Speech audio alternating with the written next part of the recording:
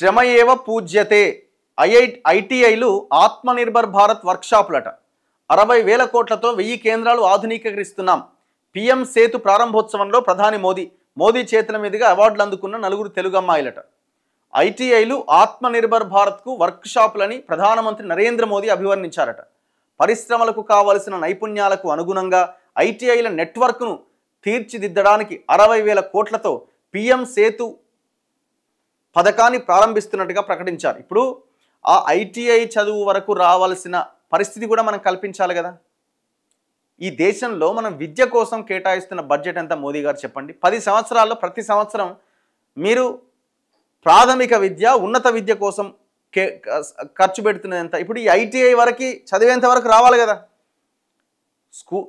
గ్రామాల్లో విద్య సరిగ్గా లేక ఈ రాష్ట్ర ప్రభుత్వాలు కేంద్ర ప్రభుత్వం అన్ని ప్రభుత్వాలను అడుగుతున్నాం.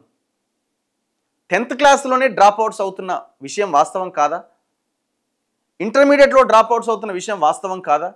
డిగ్రీలో ఆ డిగ్రీ కోర్స్ కంప్లీట్ చేయకుండా డ్రాప్అవుట్స్ అవుతున్నాయి వాస్తవం కాదా? ఏదో ఒక టెక్నికల్ కోర్సులోకి వెళ్ళి ఇప్పుడు బీటెక్ చేసి ఫస్ట్ ఇయర్ సెకండ్ ఇయర్ మళ్ళీ థర్డ్ ఇయర్లో డ్రాప్అవుట్స్ అవుతున్న విషయం వాస్తవం కాదా? ఇది ఈ దేశంలో ఉన్న చాలా భయంకరమైన పరిస్థితి. కారణం ఏంటి? ఇప్పుడు మీరు ఈ ఐటీఐలు వీటి దాకా రావాలంటే ఇదంతా ఈ స్టెప్ అంతా ఎక్కాలి కదా. మరి అక్కడ చదువుకోవడానికి అవకాశం లేకుండా ఉంది కదా. ఈ దేశంలో విద్య మనం ఏం అందిస్తున్నాం?